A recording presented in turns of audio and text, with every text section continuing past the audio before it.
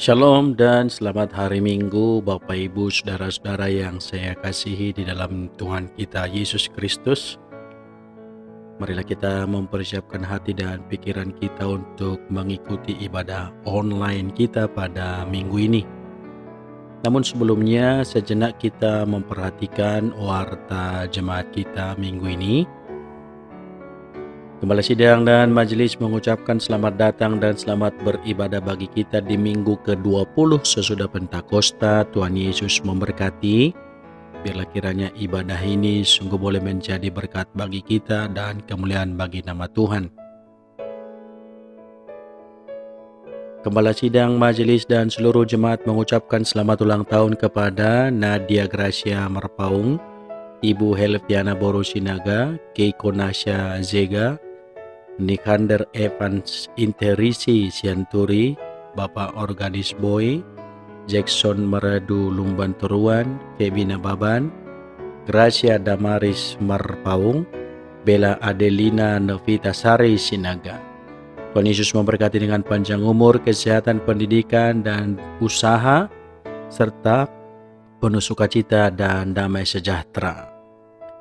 Persembahan dan persepuluhan, pada hari ini kita akan mengumpulkan persembahan 2 kantong, kantong merah untuk kas gereja dan kantong biru untuk dana pembangunan GMI Distrik 3 Wilayah 2, tepatnya GMI Taman Kebalen Indah. Dan kami mengajak seluruh jemaat agar dengan taat dan sukacita memberikan persepuluhan kita setiap bulannya. Pada hari ini, Minggu 18 Oktober 2020 pukul 19 WIB akan diadakan pertemuan penata layanan dan keuangan Distrik 3 Wilayah 2 melalui online Zoom. Ibadah PTGMI pada hari Sabtu 24 Oktober 2020 pukul 19.30 akan diadakan ibadah PTGMI bertempat di gereja. Seluruh PTGMI diundang untuk mengikutinya. Jadwal rapat komisi panitia dan seksi-seksi dapat kita lihat di slide. Panitia Natal GMI Sula Gracia di gereja kita telah dibentuk Panitia Natal tahun 2020. Ketua Christian Cianturi, Wakil Ketua Hizkia Syahan, Sekretaris Bapak yang Buta Barat, Bendahara Ibu Erlina Tindaun. Diharapkan panitia ini untuk menyusun seksi-seksi dan seluruh rencana perayaan Natal kita. Panitia Sosial Wakaf gereja kita menghimbau seluruh peserta wakaf agar dengan konsisten dan tepat waktu menyetorkan iuran masing-masing kepada koordinator sel group. Kami mengingatkan mengenai pasal 4 yaitu tentang saksi. Apabila dalam kurun waktu 3 bulan iuran tidak dilunasi, maka yang bersangkutan dianggap telah mengundurkan diri dari keanggotaan peserta wakaf dan biaya pendaftaran dan iuran yang telah disetorkan tidak dikembalikan. 2. Apabila yang bersangkutan menurut poin 1 di atas hendak menjadi anggota kembali, maka yang bersangkutan harus melunasi semua biaya-biaya tunggakan pada bulan sebelumnya, tetapi dibebaskan dari biaya pendaftaran kembali. Petugas ibadah umum dapat kita lihat di slide dan di website. Dan jemaat yang beribadah Minggu 25 Oktober 2020 pukul 7 WIB sel grup Gloria dan Hosana, pukul 9 WIB sel grup Maranatha dan Efrata, pukul 11 WIB sel grup Getsemani dan Shalom. Seluruh petugas agar hadir saat sermon. Laporan persembahan Minggu 11 Oktober 2020, kantong merah, kantong biru, dan kehadiran ada dalam warta atau dalam slide. Persembahan persepuluhan dapat kita lihat juga di slide atau di website. Demikian warta jemaat kita minggu ini. Warta selengkapnya dapat kita lihat di website gereja kita www.gmisulagraciatangerang.online. Tuhan Yesus memberkati. Shalom.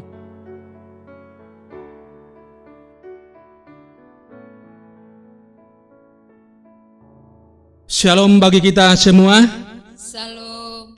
Kita bersyukur pada Tuhan atas pemeliharaannya bagi kita semua.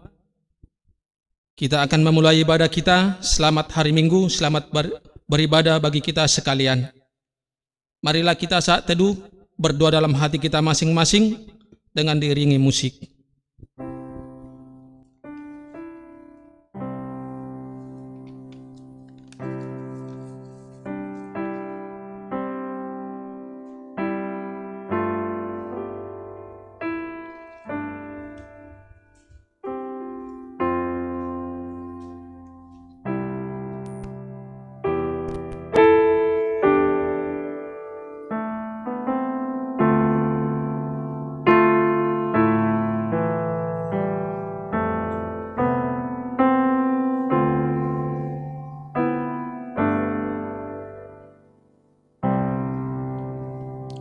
Kita bangkit berdiri.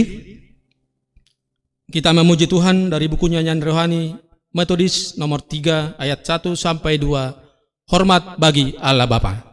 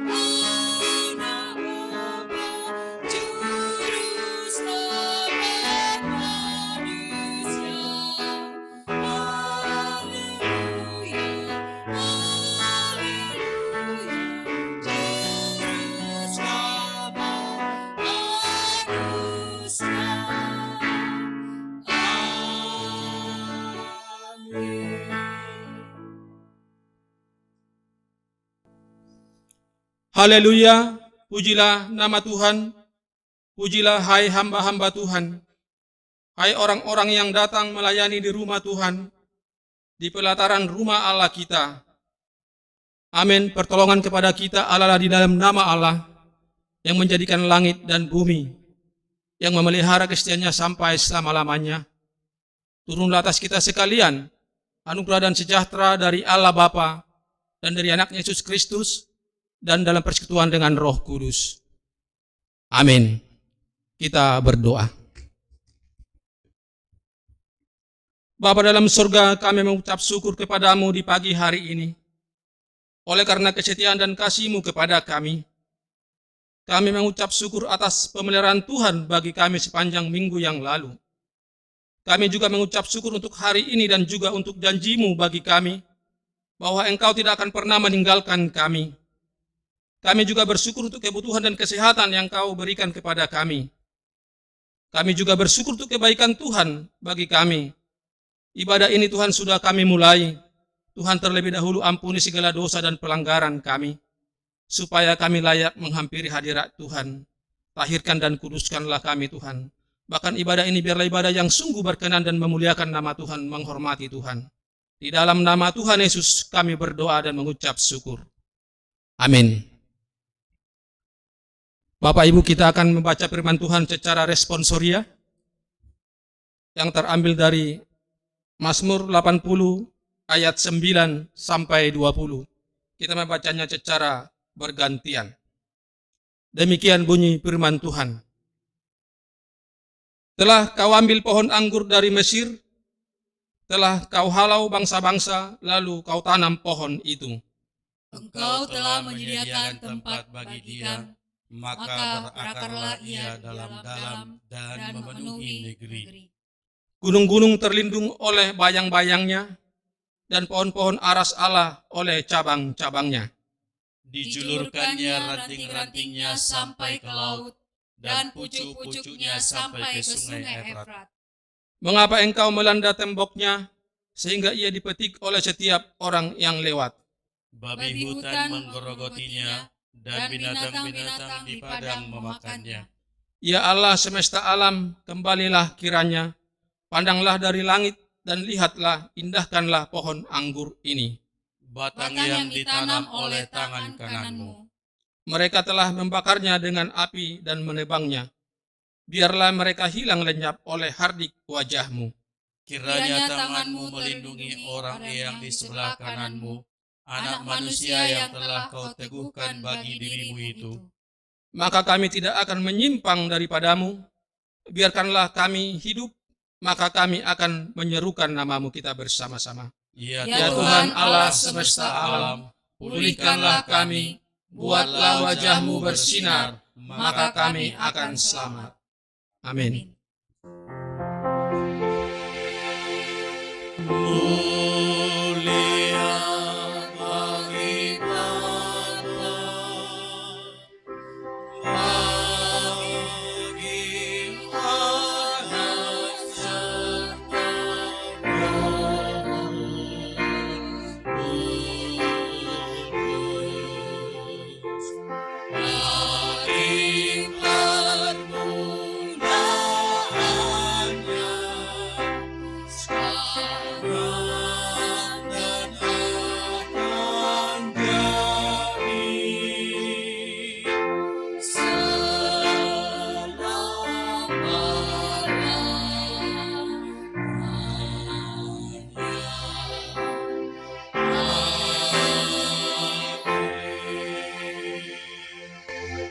Bersama seluruh gereja dari segala abad dan tempat, mari kita mengikrarkan iman kita seturut dengan pengakuan iman rasuli.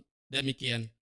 Aku percaya kepada Allah, Bapa yang Maha Kuasa, Khalik langit dan bumi, dan kepada Yesus Kristus, Anaknya yang tunggal Tuhan kita, yang dikandung daripada Roh Kudus, lahir dari anak darah Maria, yang menderita di bawah pemerintahan Pontius Pilatus, disalibkan, mati dan dikuburkan. Pada hari yang ketiga, bangkit pula dari antara orang mati, naik ke surga, duduk di sebelah kanan Allah, Bapa yang Maha Kuasa, dan akan datang dari sana untuk menghakimi orang yang hidup dan yang mati. Aku percaya kepada Roh Kudus, gereja yang kudus dan am, persekutuan orang kudus, pengampunan dosa, kebangkitan daging, dan hidup yang kekal. Amin. Jemaat dipersilahkan duduk. Kita akan masuk dalam doa syafaat. Kita akan menyampaikan segala doa dan permohonan kita kepada Tuhan.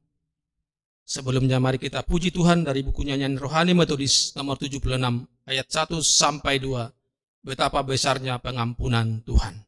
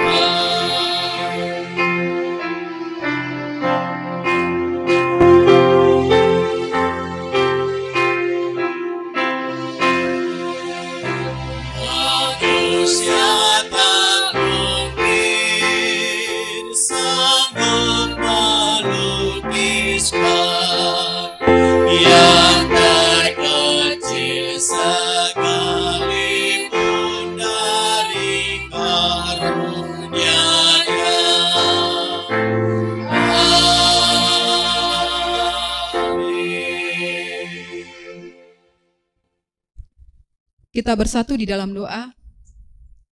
Segala puji dan syukur kami naikkan kepadamu ya Bapa. Oleh karena kebaikan dan penyertaan Tuhan di sepanjang minggu yang lalu, Engkau memberkati kami dalam setiap tugas dan aktivitas kami. Kami boleh melakukannya dengan baik semua karena pertolongan Tuhan. Dan di pagi hari yang indah ini juga Tuhan, kami mengucap syukur dan berterima kasih karena Tuhan telah memberangkat kami dari rumah kami masing-masing untuk kami menuju ke rumah-Mu yang kudus ini, untuk kami menghadiri undangan Tuhan dalam ibadah kami di pagi hari ini. Terima kasih Bapa yang baik. Saat ini Tuhan, sebelum kami menaikkan setiap pokok doa kami Bapa, kami mohon ampun di hadapan-Mu ya Tuhan. Banyak dosa yang kami perbuat yang mendukakan hati Tuhan. Oleh karena itu Bapa, kami mohon ampun di hadapan-Mu. Biarlah Tuhan yang berkati kami Bapa, supaya setiap berkat yang akan Tuhan berikan pada kami tidak terhalang oleh karena dosa kami. Bapa yang baik, saat ini Tuhan, kami mau naikkan setiap doa kami Tuhan. Kami mau berdoa untuk bangsa dan negara yang kami cintai ini Bapa. Kami ada di dalamnya ya Tuhan. Berkatilah bangsa kami ini Bapa. Berkati setiap pemimpin bangsa kami ini dari yang tertinggi sampai yang terendah sekalipun Tuhan. Berkati mereka dalam setiap tugas dan panggilan mereka. supaya mereka boleh bekerja dengan rasa takut akan Tuhan, dan bangsa kami ini boleh damai ya Tuhan. Terima kasih Bapa yang baik. Kami juga berdoa Tuhan untuk Kabupaten Tangerang, kami juga ada di dalamnya ya Tuhan. Berkati setiap pemimpin Tangerang ini Tuhan, supaya mereka juga boleh menjalankan tugas mereka dengan baik, memikirkan bangsa Kabupaten Tangerang ini Tuhan, dan juga kami juga boleh hidup bersama-sama, hidup damai ya Tuhan di dalamnya. Terima kasih Bapa yang baik. Kami juga mau berdoa Tuhan untuk masyarakat lingkungan gereja kami, Gereja Sola Gracia di tempat ini Tuhan. Bapa di sorga, kami berdoa untuk Bapak RT, Bapak RW, dan juga masyarakat Gelam Jaya yang ada di sini Tuhan, serta para jaro ya Bapak. Tuhan berkati mereka, supaya kami boleh leluasa dan juga memuji memuliakan nama Tuhan di rumah-Mu yang kudus ini. Setiap mereka yang lalu lalang dari rumah-Mu yang kudus ini Tuhan, mereka boleh mendengarkan lantunan puji-pujian kami, dan mereka juga merasakan kasih Tuhan, merasakan damai sejahtera yang daripada Tuhan. Terima kasih Bapak yang baik.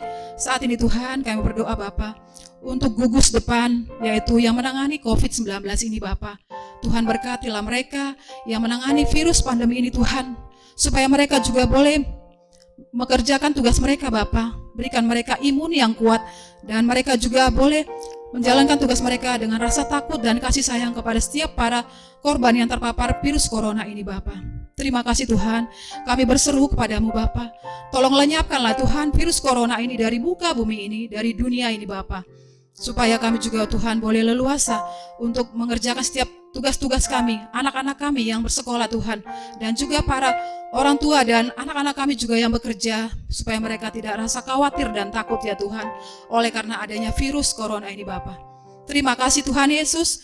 Kami juga berdoa Bapak untuk GMI wilayah 1, wilayah 2, Bapak Bisop, Bapak DS, dan juga Bapak Pendeta, dan juga para guru Injil, dan juga para majelis dan aktivis ya Bapak.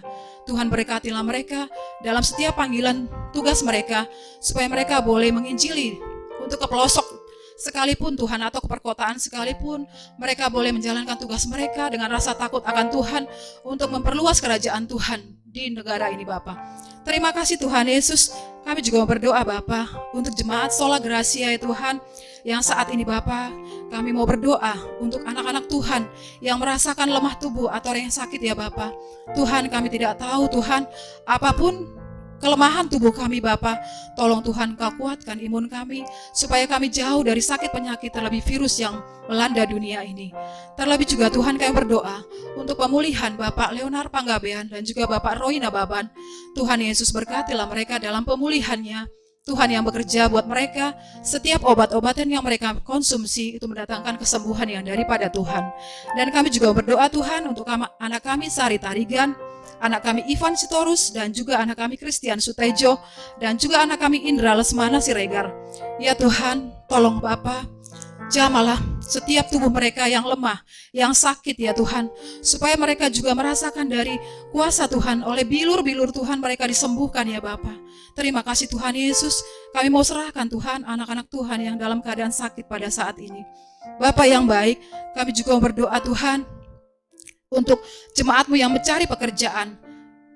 Jika di antara kami Tuhan jemaat-Mu yang masih belum bekerja ya Bapa, Tuhan tolong berikan mereka penantian dan kesabaran yang daripada Tuhan, supaya mereka boleh mendapatkan pekerjaan seturut dengan talenta mereka Bapa. Terima kasih Tuhan Yesus, dan kami juga berdoa Bapa untuk jemaat Tuhan yang merindukan keturunan. Bapa di sorga, kami dengan hati yang tulus ya Bapa untuk berdoa kepadamu. Tuhan tolong berkatilah keluarga yang merindukan keturunan, berkati setiap para rahim ibu, berikan kesehatan untuk setiap para Bapa ya Bapa, para suami, supaya mereka juga merasakan kasih Tuhan. Mereka boleh menantikan kuasa Tuhan, keajaiban Tuhan dalam kehidupan mereka. Terima kasih Tuhan Yesus, terima kasih ya Bapa di sorga. Kami juga berdoa Tuhan untuk program gereja yang telah kami programkan Tuhan. Bapa, saat ini Tuhan, kami bergumul dengan ruko yang ada di sebelah kami ini Tuhan. Kami berdoa Bapa untuk pemilik ruko ini Tuhan, yaitu Bapak Sulaiman. Tolong Bapak berkati dia, ketuk hati dan pikirannya Bapak, supaya dia boleh memberikan ruko ini untuk menjadi milik Tuhan, untuk menjadi tempat kami beribadah, memperluas kerajaan Tuhan di Sola Gracia ini Tuhan. Terima kasih Bapak, Engkau berkati juga setiap para donatur dan juga para setiap pembangunan ya Bapak. Engkau berkati mereka untuk menjalankan tugas mereka juga Bapak, supaya ruko yang ada di sebelah kanan ini boleh kami miliki ya Tuhan. Terima kasih Bapa yang baik. Kami juga berdoa Tuhan untuk anak-anak kami Bapa yang masih sampai saat ini untuk mengikuti pelajaran online ya Bapa. Tuhan berkatilah kami setiap para orang tua yang mengajari melalui daring ini Tuhan. Berikan kami kesabaran, berikan kami kekuatan supaya kami boleh membimbing anak-anak kami dengan baik. Dan juga berkati setiap anak-anak kami yang mengikutinya, supaya mereka juga menjadi anak yang baik, anak yang pintar, anak yang manis di hadapan-Mu, terlebih anak yang takut akan Tuhan. Terima kasih Bapa di sorga, dan sebentar kami Tuhan akan mendengarkan firman yang ditaburkan oleh hamba-Mu. Berkatilah hamba-Mu ini Tuhan, supaya kebenaran firman yang telah akan diberikan kepada kami, dan kami boleh menjalankan dalam kehidupan kami sehari-hari. Terima kasih Bapa yang baik, inilah doa dan seruan kami, yang kami naikkan hanya di dalam nama Yesus, kami berdoa dan mengucap syukur. Amin.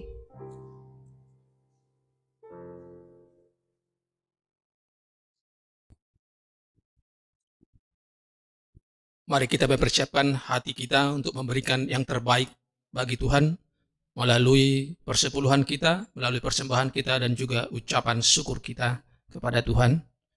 Sebelumnya, kita membaca firman Tuhan. Sebagai dasar kita memberikan persembahan kepada Tuhan dari 2 Korintus pasal 9 ayat 7 sampai 8. Demikian bunyi firman Tuhan, saya akan membacakan buat kita semua. Hendaklah masing-masing memberikan menurut kerelaan hatinya, jangan dengan sedih hati atau karena paksaan, sebab Allah mengasihi orang yang memberi dengan sukacita, dan Allah sanggup melimpahkan segala kasih karunia kepada kamu, supaya kamu senantiasa berkecukupan di dalam segala sesuatu, dan malah berkelebihan di dalam pelbagai kebajikan. Amin. Sambil kantong persembahan dijalankan, kita angkat kembali pujian dari buku nyanyian rohani Metodus nomor 117 ayat 1 sampai 2. Tuhan kasih-Mu beri padaku.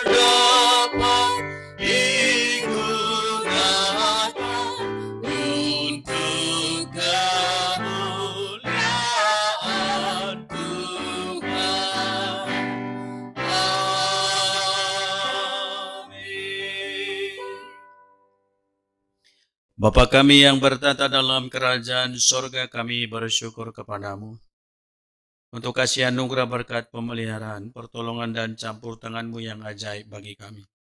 Kami bersyukur kepadamu ya Tuhan, jika pada saat ini Tuhan masih memelihara kesehatan kami dan menolong kami dalam setiap kehidupan kami, menjalani segala hidup kami dengan segala tantangannya. Dan hari ini kami bersukacita beribadah kepadamu. Tuhanlah yang memberkati kami semua. Dengan penuh rasa syukur kami datang membawa persembahan kami. Biarlah Kau yang memberkati persembahan ini Tuhan, supaya dapat dipergunakan memperluas kerajaan Tuhan. Berkati jemaat-Mu yang sudah memberikan persepuluhan mereka. Biarlah firman-Mu nyata dalam hidup mereka, sehingga mereka lagi dan lagi memberi yang terbaik bagi Allah. Mereka yang membawa persembahan syukur mereka, biarlah syukur yang meluap dari hati sungguh boleh menyenangkan hati Tuhan. Dan pada saat ini kami bersyukur juga Tuhan untuk jemaat Tuhan yang berulang tahun dalam minggu ini.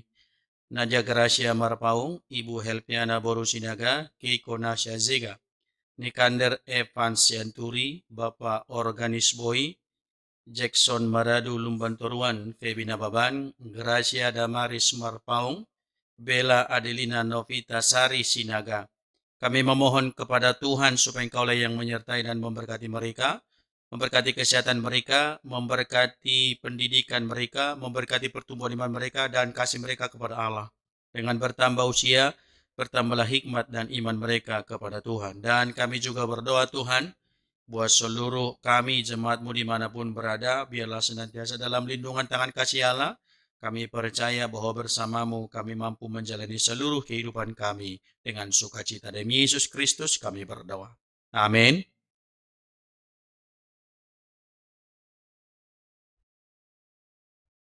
Kita akan mendengarkan firman Tuhan. Kita puji Tuhan dari buku nyanyian rohani metodis nomor 300 ayat 1 sampai 2. Aku suka.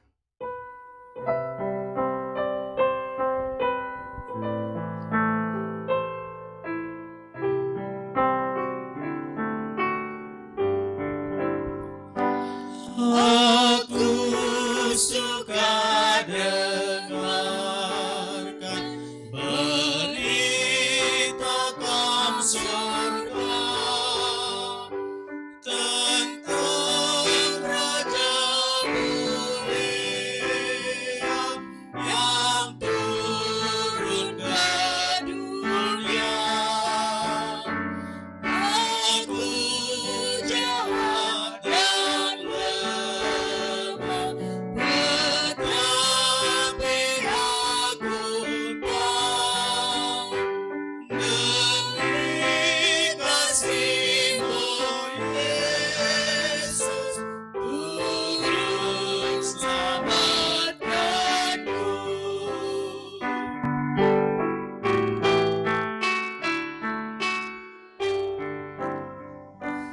Yesus menjadi anak sama sepertiku, memberi contoh yang baik, yang murni dan kudus. Jejaknya ku ikuti, hidupnya ku turut. Tuhan ku mengasihi, aku kasihi-Mu.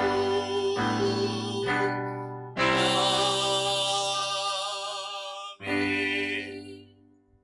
Kita berdoa. Bapa kami yang baik, kami bersyukur kepada Tuhan untuk setiap kesempatan yang Tuhan berikan bagi kami. Untuk setiap pengalaman hidup, baik susah senang, baik dalam keadaan sukacita, bahkan kedukaan sekalipun. Di dalamnya kami tahu bahwa Tuhan tidak pernah jauh dari kami. Bahkan saat ini kami bersyukur untuk kesempatan ini boleh beribadah. Walaupun harus mengikuti ibadah di rumah melalui online, tapi kami sungguh percaya bahwa tidak mengurangi sukacita kami dalam bersekutu dengan-Mu. Sesungguhnya kami rindu berada di rumah-Mu bersama seluruh jemaat-Mu. Tetapi oleh karena situasi ini kami beribadah di rumah, dan kami percaya tiba waktu yang baik menurut kehendak-Mu.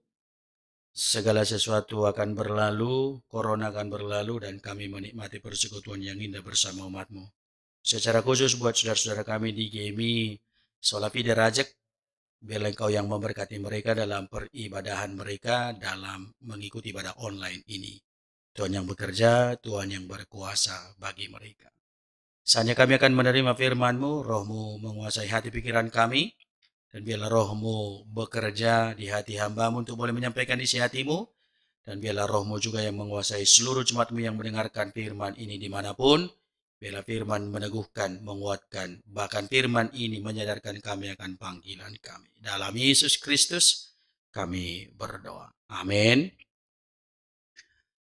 Shalom Bapak Ibu Saudara.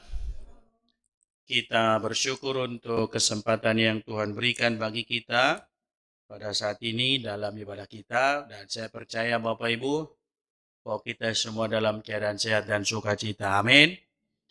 Walaupun saya tahu ada banyak tantangan, ada banyak pergumulan, ada banyak hal yang harus kita hadapi, tapi kita percaya Tuhan terus menolong kita. Mari kita buka kitab kita dari Injil Matius pasal 21 ayat 33 sampai 43 sebagai nats khotbah untuk kita pada minggu kita saat ini. Injil Matius pasal 21 ayat yang ke-33 sampai ayatnya yang ke-43. Demikian firman Tuhan, saya membacakannya untuk kita sekalian. Perumpamaan tentang penggarap-penggarap kebun anggur. Dengarkanlah suatu perumpamaan yang lain. Adalah seorang tuan tanah membuka kebun anggur dan menanam pagar sekelilingnya. Ia menggali lubang tempat memeras anggur dan mendirikan menara jaga di dalam kebun itu. Kemudian ia menyewakan kebun itu kepada penggarap-penggarap lalu berangkat ke negeri lain. Ketika hampir tiba musim petik, ia menyuruh hamba-hambanya kepada penggarap-penggarap itu untuk menerima hasil yang menjadi bagiannya. Tetapi penggarap-penggarap itu menangkap hamba-hambanya itu. Mereka memukul yang seorang, membunuh yang lain, dan melempari yang lain pula dengan batu. Kemudian Tuhan itu menyuruh pula hamba-hamba yang lain lebih banyak daripada yang semula, tetapi mereka pun diperlakukan sama seperti kawan-kawan mereka. Akhirnya ia menyuruh anaknya kepada mereka, katanya, "Anakku akan mereka segani." Tetapi ketika penggarap-penggarap itu melihat anaknya itu, mereka berkata seorang kepada yang lain, "Ia adalah ahli waris, mari kita bunuh dia supaya warisannya menjadi milik kita." Mereka menangkapnya dan melemparkannya keluar kebun anggur itu lalu membunuhnya. Maka apabila tuan kebun anggur itu datang, apakah yang akan dilakukannya dengan penggarap-penggarap itu? Kata mereka kepadanya, "Ia akan membinasakan orang-orang jahat itu dan kebun anggurnya akan disewakannya kepada penggarap-penggarap lain yang akan menyerahkan hasilnya kepadanya pada waktunya." Kata Yesus kepada mereka, "Belum pernahkah kamu baca dalam kitab suci batu yang dibuang oleh tukang-tukang bangunan telah menjadi batu penjuru?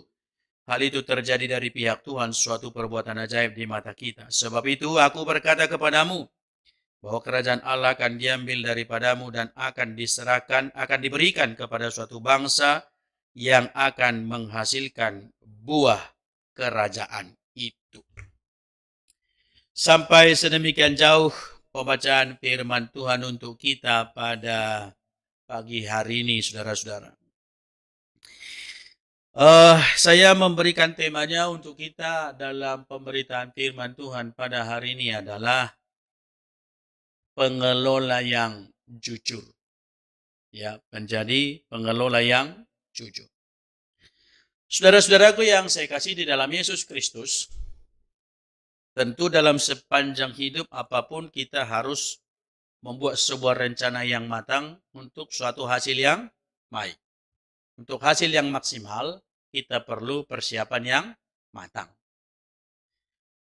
Dalam segala hal, meraih masa depan, kita perlu persiapan dari sekarang. Untuk masa depan yang cemerlang, kita perlu persiapan dari sekarang. Sekolah, belajar, les, dengan berbagai keahlian supaya kita berharap anak-anak kita mendapatkan masa depan yang cerah. Bisa bayangkan saudara, kalau semua sudah kita bekali, semua sudah kita beri, semua kita sudah persiapkan, tetapi hasilnya tidak sesuai, Saya yakin saudara mungkin juga akan merasakan kecewa. Oleh karena apa? Apa yang diharapkan dengan segala apa yang sudah dia kerjakan tidak sesuai. Dan menjadi sesuatu yang mengecewakan. Saudara, dalam firman Tuhan hari ini pun dikatakan bahwa seorang tuan tanah membuka kebun anggurnya. Dia membuka ladangnya, dia membuka sebuah kebun anggur dengan seluruh persiapan-persiapan yang diperlukan untuk itu. Membuka ladang itu bukan hanya sekedar memberikan sebuah tanah kosong untuk disewakan lalu orang lain akan mengusahakannya, bukan. Tetapi Alkitab mencatat, saudara, bahwa tuan tanah yang menyewakan kebun anggurnya, dia tanami kebun anggur, saya yakin saudara bahwa dia sudah pilih bibit yang terbaik dengan kualitas yang terbaik. Lalu dia buat pagar pelindung, dia buat pagar sekeliling kebunnya supaya kebunnya aman. Penjagaan supaya tidak akhirnya dirusak oleh yang lain. Itu berarti ada proteksi.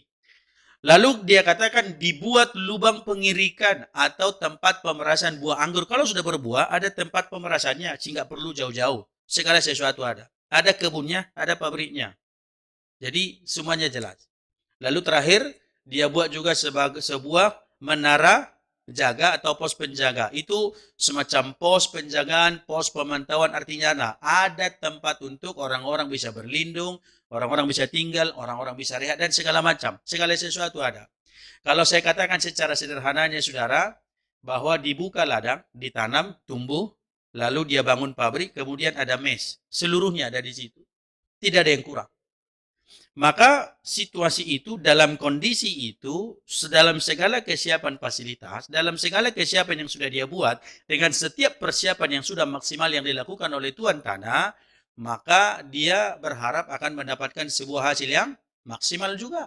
Oleh karena sebuah perbuatan yang sudah, oleh karena sesuatu pekerjaan-pekerjaan yang sudah dilakukan, maka dia sewakanlah kepada orang lain.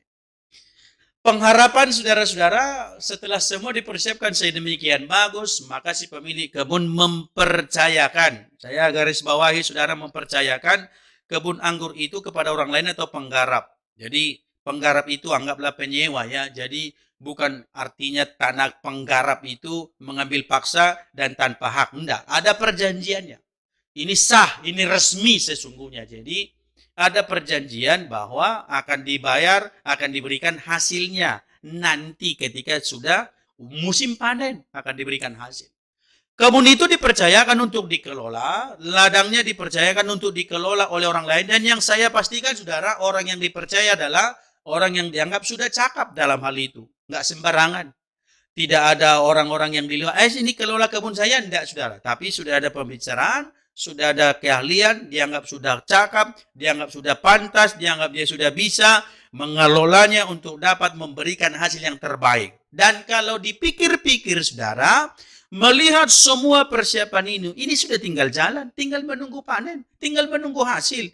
Harusnya bahwa tidak ada yang sulit bagi penggarap untuk menghasilkan sesuatu. Saya katakan, saudara, sekali lagi, kebun dipersiapkan, pabriknya dipersiapkan, dan segala sesuatu tempatnya pun sudah dipersiapkan. Semuanya komplit. Tapi kenyataannya apa, saudara? Ketika musim panen tiba, si pemilik kebun anggur mengutus para hambanya untuk mengambil hasilnya. Dan di luar dugaan, para utusan itu ditolak. Ada yang dipukuli, ada yang dilempari batu, ada yang dibunuh. Pertama diutus, ada yang ditangkap, ada yang dipukuli, ada yang dibunuh. Lalu pemilik kebun anggur itu berpikir mengutus utusan yang kedua kali dengan jumlah yang lebih besar. Dia utus kemudian jumlah yang lebih besar. Tetapi sama, saudara. Sama seperti yang pertama, ada yang ditangkap, ada yang dipukuli, ada yang dilempari batu, bahkan ada yang dibunuh. Saya mau katakan begini, Bapak Ibu. Jangankan hasil, utusan pun tidak kembali. Jangankan hasil dari perjanjian yang menjadi haknya diberi.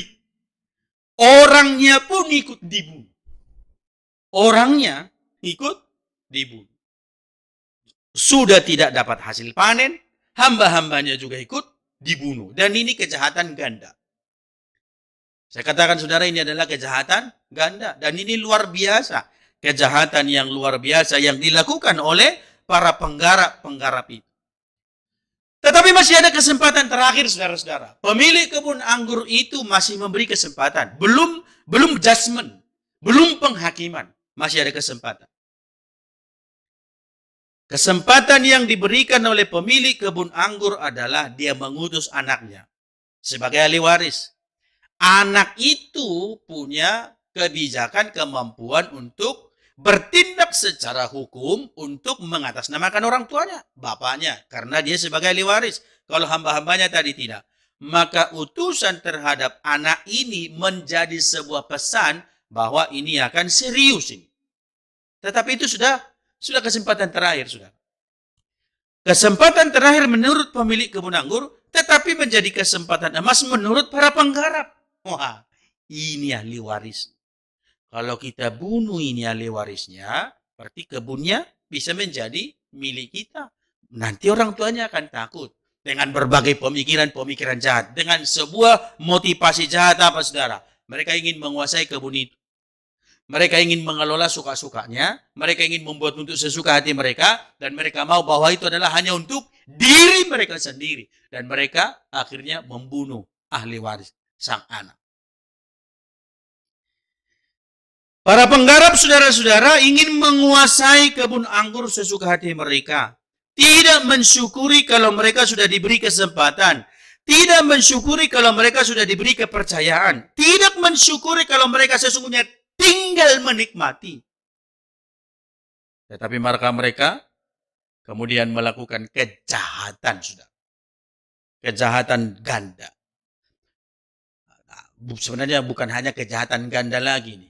Memukuli itu aja sudah kejahatan. Membunuh kejahatan lagi. Menolak memberi sudah sebuah kejahatan. Dan ini pokoknya semua akhirnya mereka dikuasai oleh kejahatan.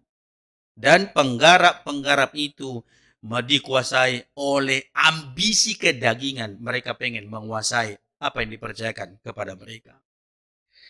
Kalau dalam bahasa Koreanya saya suka ini, balik dopak kirimun. Ya kan? Ternyata terbalik pengharapan dari kenyataan. Kita punya impian, kita punya angan-angan yang tinggi, persiapan sudah sekian matang, kenyataannya berbanding 180 derajat. Bertolak belakang. Sedikit pun tidak menyentuh. Pemilik kebun anggur, saudara, bertindak secara tegas. Tidak ada lagi kesempatan. Tidak ada lagi kompromi. Tidak ada lagi tawar-menawar. Sang pemilik kebun anggur itu murka. Saya tidak sebut marah, saudara. Tapi saya pakai kata murka. Murka itu amarah yang disertai dengan sebuah tindakan penghukuman. Sehingga dia murka. Marah mungkin masih bisa hanya dalam sebatas kata. Tetapi murka itu adalah sebuah ungkapan kemarahan yang di dalamnya ada sebuah tindakan penghukuman, tindakan terhadap segala kejahatan yang dilakukan oleh orang-orang penggarap-penggarap itu, dan dia sudah dijatuhi sebuah hukuman. Penggarap-penggarap yang tidak bertanggung jawab, yang tidak memberikan hasil, bahkan yang bertindak jahat, Alkitab mencatat akan dibinasakan. Lenyap. Bukan dihukum, saudara. Tetapi sudah pada tindakan dibinasakan. Kalau sudah masuk kata dibinasakan, berarti lenyap sudah. Tidak ada lagi. Tidak ada kompromi. Tidak ada kesempatan. Tidak ada peluang lagi. Tidak ada lagi kompromi apa-apa. Tidak ada. Tetapi semuanya sudah berakhir. Lenyap. Bukan saja apa yang ada pada mereka dicabut. Apa yang dipercayakan. Bahkan apa yang ada pada mereka pun juga akan diambil daripada mereka. Selesai. Oleh karena apa, saudara? Tidak menghasilkan, tidak bertanggung jawab, dan bahkan bertindak jahat. Tidak ada kesadaran di dalam. Saya mau katakan begini, Bapak Ibu. Dari apa yang kita baca dalam firman Tuhan hari ini, kalau sedikit pun kita merujuk kepada kitab Yesaya, di dalam ayat 1-7 dikatakan bahwa kebun anggur itu disebutkan adalah Israel dalam ayat 7. Ketika kita berbicara mengenai kebun anggur pada hari ini, saya katakan sama dengan kita berbicara tentang kerajaan Allah, sebab Yesus berkata, dengarkanlah sebuah perumpamaan. Kerajaan Allah itu ibarat seperti sebuah kebun anggur yang dikelola oleh pemiliknya. Nah, sekarang kebun anggur ini dipercayakan dan diberikan kepada orang Israel. Dalam Matius 21 ayat 45, penggarap itu adalah orang Israel yang diwakili oleh imam-imam kepala dan orang-orang Farisi. Mereka lah yang digambarkan sebagai penggarap-penggarap yang diberi kesempatan, diberi kepercayaan untuk mengelola apa yang Tuhan punya atas mereka. Artinya saudara bahwa kerajaan Allah atau kebun anggur itu pada awalnya dipercayakan bagi mereka. Allah ingin mendapatkan hasil buah rohani dari bangsa itu. Tuhan menginginkan hasil tentunya. Maka Tuhan mengutus para nabi. Berulang kali Tuhan mengutus nabi dengan tujuan, sadarlah Israel, sadarlah kalian, sadarlah pilihan, sadarlah keistimewaan, sadarlah bahwa kalian dibuat Tuhan sebegitu luar biasa, sadarlah bahwa Tuhan menjadikan kalian sebagai bangsa yang luar biasa. Sadarlah bahwa posisi kita, posisi umat, posisi kalian sebagai umat pilihan Allah itu tidak sama dengan orang-orang di seluruh dunia. Ada tugas, ada tanggung jawab. Tetapi apa yang terjadi? Nabi itu mereka bunuh, nabi mereka tolak, nabi mereka pukuli. Yeremia dimasukkan dalam sumur. Untung sumurnya kering. Dia nggak mati. Habakuk mereka bunuh. Dan nabi-nabi mereka tolak. Alkitab mencatat orang Israel dinyatakan baik. Raja-raja dinyatakan baik ketika mereka beribadah kepada Tuhan. Buah yang diharapkan dari mereka adalah peribadatan, korban bakaran dengan tulus, mereka datang sujud khotbah kepada Allah. Dalam segala tindakan, mereka mencari Tuhan dan mengutamakan Tuhan. Tetapi itu sudah tidak mereka lakukan. Para nabi diutus mengingatkan, tetapi mereka ditolak. Dan berkali-kali Tuhan mencari buah dari umatnya. Tetapi yang dia dapatkan adalah penolakan. Dalam Yesaya pasal 5 ayat 1 sampai 7, apa dia katakan? Aku merindukan buah yang manis, tetapi yang ada adalah buah yang asam.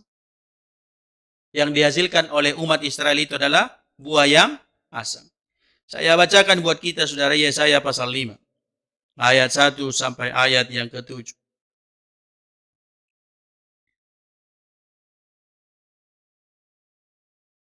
Saya bacakan ayatnya yang pertama sampai ayat yang keempat. Aku hendak menyanyikan nyanyian tentang kekasihku, nyanyian kekasihku tentang kebun anggurnya. Kekasihku itu mempunyai kebun anggur di lereng bukit yang subur. Ia mencangkulnya dan membuang batu-batunya dan menanaminya dengan pokok anggur pelihan. Ia mendirikan sebuah menara jaga di tengah-tengahnya dan menggali lubang tempat memeras anggur. Lalu dinantinya supaya kebun itu menghasilkan buah anggur yang baik. Tetapi yang dihasilkannya ialah buah anggur yang asam. Maka sekarang, kata Tuhan, maka sekarang, hai penduduk Yerusalem dan orang Yehuda, adililah antara aku dan kebun anggurku itu. Apatah lagi yang harus kuperbuat untuk kebun anggurku itu, yang belum kuperbuat? Apa yang belum dilakukan? Apa yang belum kukerjakan? Apa yang belum kuberi? Sehingga hasilnya harus asam. Aku menantinya supaya dihasilkannya buah anggur yang baik. Mengapa yang dihasilkannya hanya buah anggur yang asam? Mengapa hasilnya yang asam? Apa yang kurang? Semua sudah komplit. Semua sudah sempurna dikerjakan. Maka sekarang aku mau memberitahukan kepadamu apa yang hendak kulakukan kepada kebun anggurku itu. Aku akan menebang pagar durinya sehingga kebun itu dimakan habis dan melanda temboknya sehingga kebun itu diinjak-injak. Aku akan membuatnya ditumbuhi semak-semak, tidak dirantingi dan tidak disiangi, sehingga tumbuh putri malu dan rumput. Aku akan memerintahkan awan-awan supaya jangan diturunkannya hujan ke atasnya. Apa yang terjadi, saudara? Penderitaan. Diinjak-injak, ditumbuhi oleh semak belukar. Itu artinya apa? Tak bernilai. Bahwa Allah mempunyai kendali otoritas terhadap setiap mereka yang tidak bertanggung jawab. Tuhan lawannya dan Tuhan menghakimi. Apa yang akan kulakukan? Bahwa aku akan menghukumnya. Awan tidak akan memberikan hasil. Tidak akan memberikan kesuburan. dan akan diinjak-injak orang. Artinya, itu kan gambaran bahwa Israel sudah diinjak-injak oleh bangsa-bangsa lain. Mereka diperbudak oleh Babilonia. Dan Israel hancur di tangan Asyur.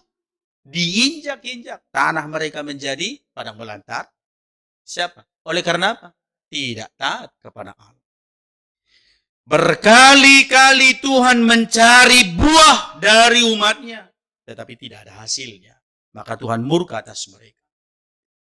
Saudara-saudaraku yang saya kasih di dalam Tuhan, dalam perumpamaan yang disampaikan oleh Yesus dalam ayat yang 43 dikatakan bahwa sebab itu aku berkata kepadamu bahwa kerajaan Allah akan diambil daripadamu dan akan diberikan kepada suatu bangsa yang akan menghasilkan buah kerajaan itu. Maka saya katakan sekarang ini kerajaan diambil dari mereka lalu diberikan kepada gereja. Amin saudara. Saya katakan bahwa kita sekarang anggap sebagai penggarap baru. Pengelola yang baru. Itu berarti sebuah panggilan. Kita dipercayakan untuk mengelola. Untuk tujuan yang sama. Menghasilkan buah. Panggilannya sama. Orang yang mengelolanya yang berbeda. Tujuan Tuhan sama. Bahwa siapapun pengelola yang baru. Siapapun penggarap yang baru. Yang Tuhan minta adalah hasil. Yang Tuhan minta adalah buah. Yang Tuhan minta adalah ada yang dihasilkan dari apa yang sudah Dia berikan. Bahwa kita harus ingat, pertama sekali Tuhan melakukan, Tuhan mengerjakan, Tuhan memberi, baru Dia meminta. Bukan diminta tanpa diberi. Saya ulangi ya saudara, Tuhan meminta hasil oleh karena Dia sudah memberi. Segala sesuatu sudah Dia beri. Maka Dia meminta bagian. Semua enggak diminta, tidak. Dia meminta bagian sedikit. Kalau dalam hukum Yahudi itu, kalau hasil panen pertama, dia hanya ambil 10%. Tahun kedua hanya 10% dari hasil. Tahun ketiga hanya 10%. Semakin lama tahunnya, mungkin persentasinya akan semakin banyak. Saya pikir sama juga, saudara. Pengenalan pertama kita belajar memberi, belajar susah awalnya. Awalnya kan sulit. Awalnya tidak mudah. Tetapi dalam relasi, dalam pengenalan akan Allah, dengan iman yang semakin bertumbuh, semakin tambah tahun, makin mengenal Tuhan, saya pikir nggak ragu-ragu orang memberi kepada Allah. Karena dia tahu bahwa itu semua bersumber dari Tuhan. Dan kepercayaan pengelolaan ini adalah sebuah kehormatan besar. Amin saudara, saya membayangkannya begini. Saya diberi Tuhan kepercayaan mengelola kerajaan Allah. Kalau secara sederhananya, saya katakan, secara sederhananya, saya sebagai pengelola. Yang saya kelola adalah pelayanan di GMI Sola Gracia. Kebun anggur Tuhan inilah dipercayakan saya kelola. Maka Tuhan akan menuntut kemudian hasil dari saya. Dan mungkin tuntutannya terhadap saya lebih berat. Tuhan, kamu kan saya kasih umat, jemaat. Hasilnya apa? Nah, ini semua bertanggung jawab. Bapak Ibu Saudara diberi sebuah kebun anggur yang berbeda dengan kita barangkali. Tapi ingat, tujuannya sama. Menghasilkan buah. Menghasilkan apa yang dikehendaki oleh Allah. Kehormatan besar. Tetapi di dalamnya ada tanggung jawab yang sangat besar. Jangan kehormatannya aja besar, tanggung jawabnya tidak ada, tidak mungkin. Tidak ada kehormatan tanpa tanggung jawab di dalamnya, tidak ada. Tapi kehormatan besar karena diiringi oleh sebuah tanggung jawab yang besar. Ingat saudara, apa tanggung jawab kita? Ada 3 hal. Pertama, tanggung jawab kita adalah menghasilkan buah-buah rohani yang sesuai dengan kerajaan Tuhan. Menghasilkan buah. Kita fokus berpikir soal buah yang dihasilkan. Saat Dia datang, saat Tuhan datang, saat hari penantian yang dinantikan Tuhan itu datang, lalu Dia bertanya, buah apa yang dihasilkan? Kira-kira saudara, yang kita hasilkan apa? Apakah Tuhan akan menemui kita seperti penggarap pertama yang menolak, yang menghasilkan buah yang asam? Ataukah kita kemudian bisa menghasilkan buah yang manis, saudara? Apakah kita bersikap bermusuhan dengan Tuhan, menolak Tuhan, mengusirnya, atau dengan bertindak jahat kepadanya? Kalau ini yang saya katakan, mungkin kita berpikir, saya enggak menolak. Saya enggak bermusuhan dengan Tuhan. Tunggu dulu. Bukankah kita terlalu banyak memberikan alasan untuk tidak melakukan apa yang difirmankan Tuhan? Tidak sanggup. Bukankah kita terlalu banyak berdalih untuk berkata tidak beribadah? Halo Bapak Ibu yang beribadah di rumah dengan online ini, ibadah di rumah dengan ibadah di gereja, bukan berarti di rumah boleh sambil pakai daster. Atau Bapak Ibu sedang menonton video ini, sekarang taruh entah di mana, lalu Bapak Ibu sambil menggoreng nasi atau sambil cuci piring. Apakah itu dianggap sebuah kehormatan bagi Allah? Jangan-jangan dalam peribadatan yang kita sebut, kita pun sedang melecehkan Tuhan sekarang. Jaga sikap, jaga perilaku. Karena pandemi maka kita buat seperti ini. Kalau tidak, harusnya kita di sini. Apakah itu juga sikap yang baik? Enggak, saya enggak begitu. Ya, memang kita tidak demikian. Sekarang karena pandemi, lalu alasan untuk kita berkata bahwa ekonomi sulit. Lalu apakah itu menjadi alasan juga bagi saudara untuk berkata, Tuhan tahu kalau aku tidak memberi perpuluhan. Justru ini menjadi ujian. Engkau percaya kepada Tuhan atau tidak? Karena justru ketika percaya kepada Allah, dalam situasi apapun, bukankah kita percaya Tuhan sanggup memelihara hidup kita? Kita terlalu banyak alasan sudah. Nanti kalau saya rinci khotbahnya kepanjangan. Pikirkan saja. Apa yang kita hasilkan? Lebih banyak kita membaca Alkitab? Atau lebih banyak main-main? Atau lebih banyak berdoa? Atau lebih banyak apa? Kita tahu semua lah. Maka kesempatan ini, saya mengajak kita kemudian untuk berpikir, buah apa yang sudah saya hasilkan. Saya diberi kepercayaan. Bapak Ibu diberi kepercayaan. Semua. Jika saudara masih mengaku percaya Tuhan, jika saudara masih percaya dan mengaku bahwa engkau adalah orang Kristen, percaya Yesus Kristus, ingatlah engkau pengelola kerajaan Allah yang baru. Kalau tidak ada hasil, penggarap yang pertama dibinasakan. Maka kita tinggal menunggu giliran. Kalau tidak ada hasil, ya akan dibinasakan. Semua harus mempertanggungjawabkan apa yang telah dipercayakan kepadanya. Semua. Kalau Tuhan memberi banyak, yang kita pertanggungjawabkan banyak. Kalau menurut kita yang Tuhan beri sedikit, ya yang kita pertanggungjawabkan sedikit. Tapi saya katakan, Tuhan memberi kita berkelimpahan. Bukan saja cukup, tapi selalu berkelimpahan. Sebab berkat Allah adalah berkat yang berkelimpahan. Kalau saudara sudah mendapat berkat berkelimpahan, beranikah saudara bermalas-malasan? Beranikah saudara mengatakan berdalih tidak diberkati? Atau beranikah kita berkata, ini tidak perlu, ini tidak usah, ini enggak usah, ini tidak usah, ini tidak usah. Lalu coba bayangkan kemudian kalau Tuhan sudah berkata, kalau saudara datang berdoa, lalu saudara bermohon, Tuhan tolong. Lalu Tuhan bilang, oh ini enggak usah dikabulkan doanya. Mau? Enggak kan? Maka semua orang harus bertanggung jawab. Yang kedua saudara, yang kita hasilkan itu adalah sesuai dengan kehendak Tuhan. Saya baca Yesaya pasal 5 ayat 7b. Ini kekecewaan Tuhan sesungguhnya terhadap umat Israel. Dan dari sini kita dapat belajar. Dikatakan, dinantinya keadilan, tetapi hanya ada kelaliman. Dinantinya kebenaran, tetapi hanya ada keonaran. Yang Tuhan nantikan itu apa saudara? Kita dalam kehidupan sehari-hari, buah yang dihasilkan, yang dimaksud Tuhan adalah bersikap adil dan benar. Bukan lalim, bukan jahat. Bukan kemudian hidup dalam rupa-rupa kejahatan. Bukan hidup dalam rupa-rupa perilaku dosa. Tetapi berlaku adil dan berlaku benar di mata Tuhan. Dalam Galatia pasal 5 ayat 22 sampai 23a dikatakan tetapi buah roh hasilnya adalah hidup dalam kasih, menikmati sukacita dan damai sejahtera, adanya keperubahan diri, kesabaran, kemurahan, kebaikan, kesetiaan, kelemah lembutan dan penguasaan diri. Adakah itu nampak dalam diri kita dalam pengenalan akan Tuhan? Mudah-mudahan Bapak Ibu tidak ada yang berkata, aku masih seperti yang dulu. Kasar iya, jahat iya, ya simbol Kristen betul, tetapi perilaku tidak berubah. Kita tidak menghasilkan apa-apa sudah.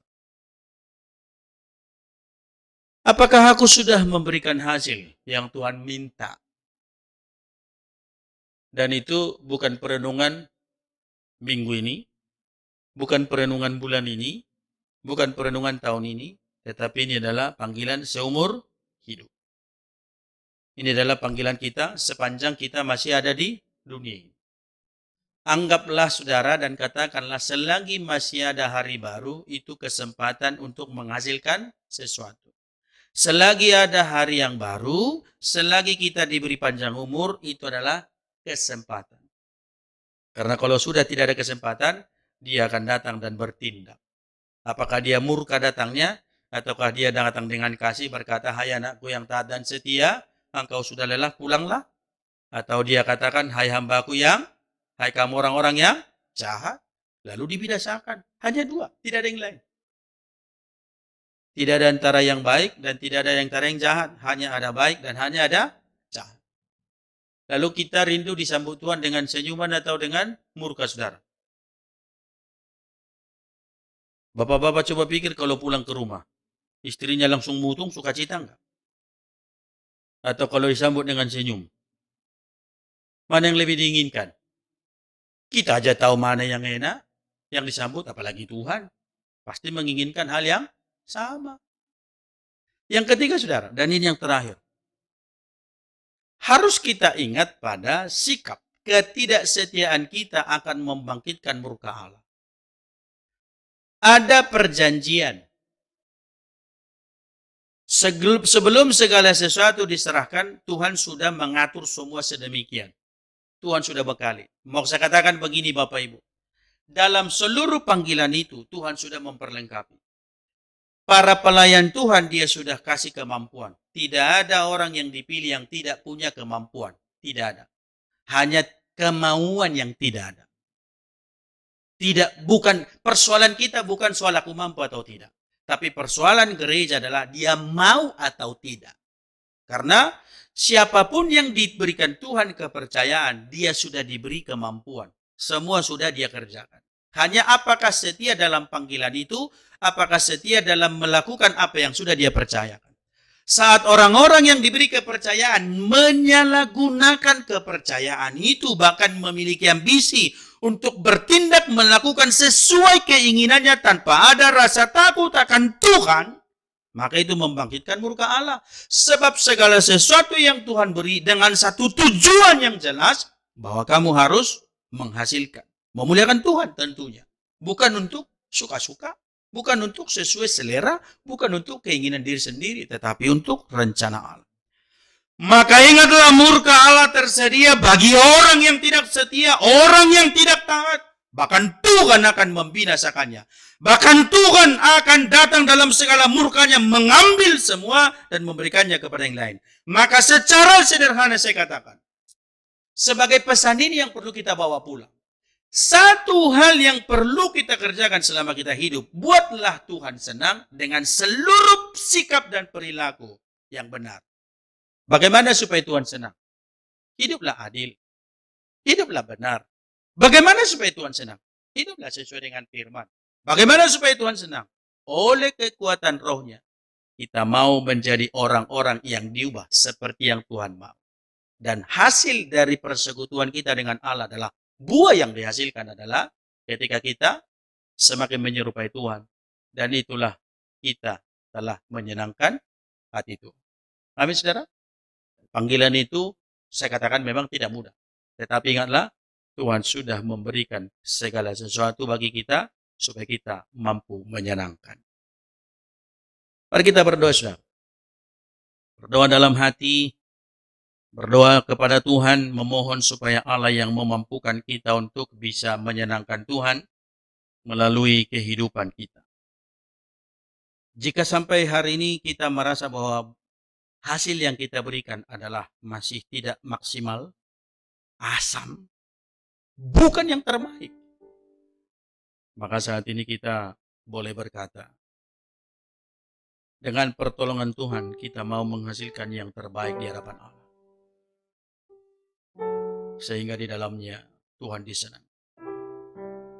Dan tanamkan di hati kita, di pikiran kita, di sepanjang hidup kita, untuk kita mau menyenangkan Tuhan.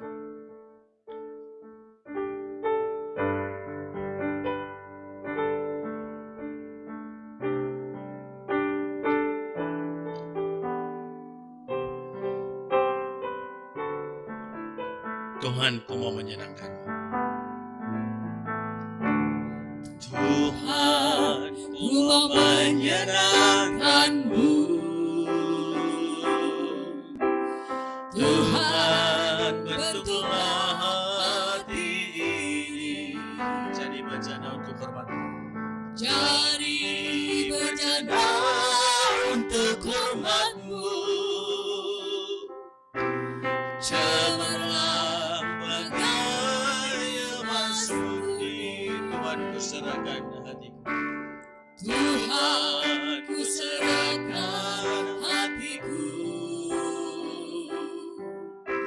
Semua ku berikan padamu. Kuduskan hingga tulus selalu. Kuduskan hingga tulus selalu. Agar aku menyenangkan. Agar aku menyenangkanmu.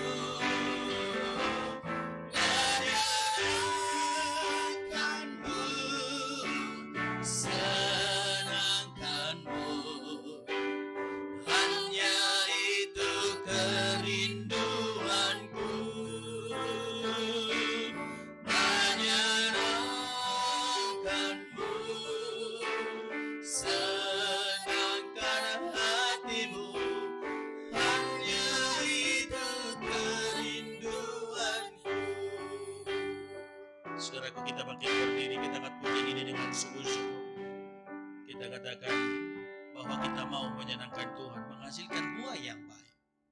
Tuhan, kita mau menghasilkan apa yang berkenan kepada Allah, bukan buah yang asam. Jadi bejana untuk hormat-Mu. Jadi bejana untuk hormat-Mu. Cemerlang bagai emas murni. Tuhan, ku serahkan hati. Tuhan, ku serahkan hatiku. Semua ku berikan padamu. Kuduskan hingga tulus selalu. Kuduskan hingga tulus selalu. Agar aku menyenangkanmu. Menyenangkanmu.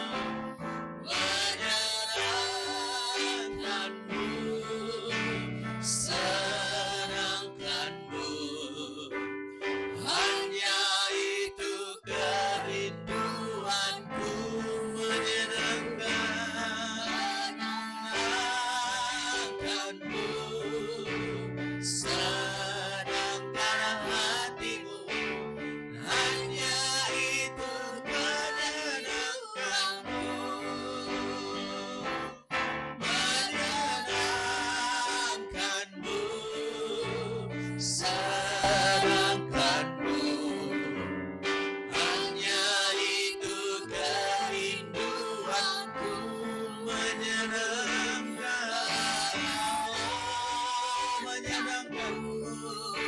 Senangkan hatimu. Hanya itu kerinduannya, itu kerinduanku. Hanya itu kerinduanku.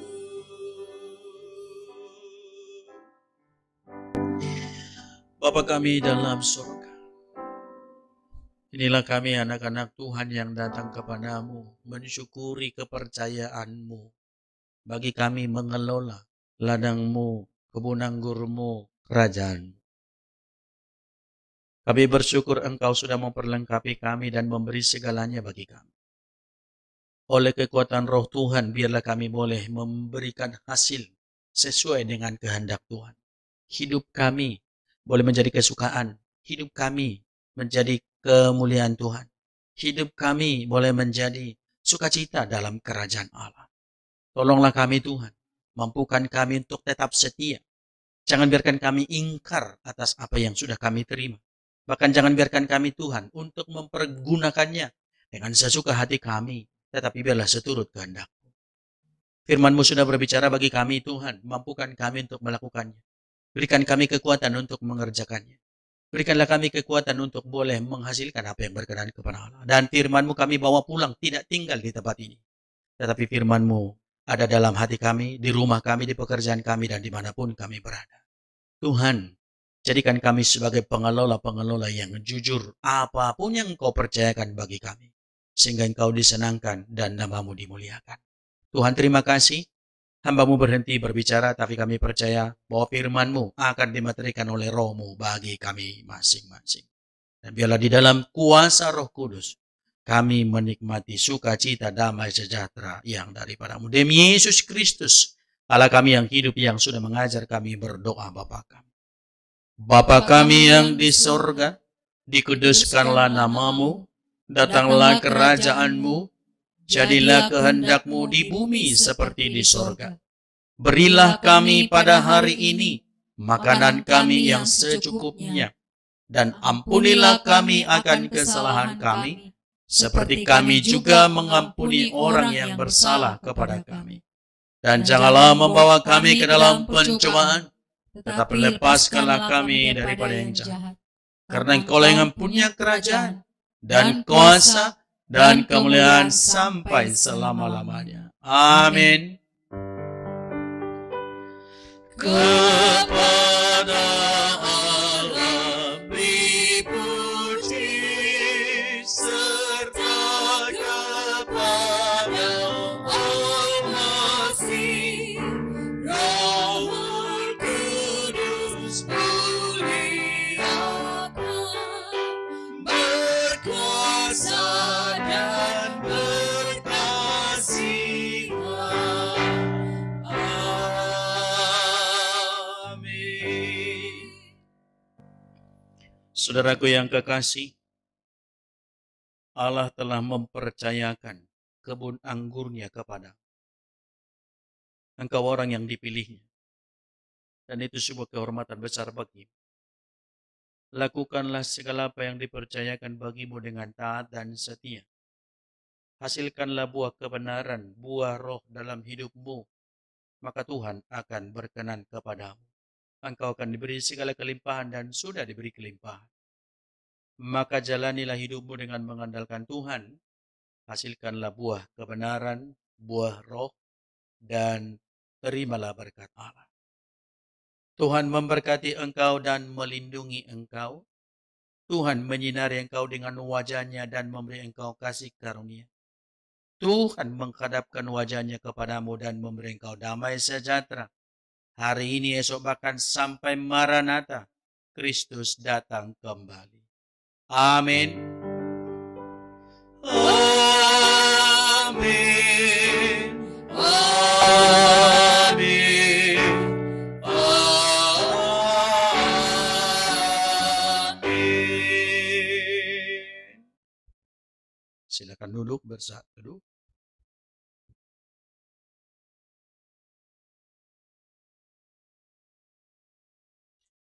Shalom Bapak Ibu.